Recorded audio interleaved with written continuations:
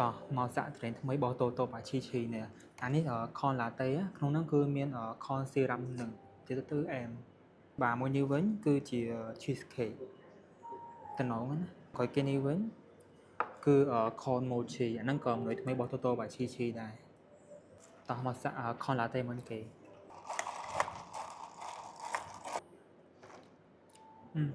ឆ្ងាញ់មួយយ៉ាងនេះតាទីគឺ mochi ពណ៌លឿងនេះតំណងណានឹងប៉ុណ្ណានៃហ្មង mochi របស់គេនេះ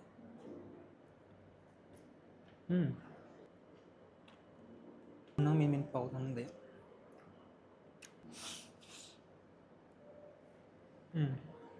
cheesecake អូខាងលើនេះសូកូឡាគេនឹងដូចសបក mochi អញ្ចឹង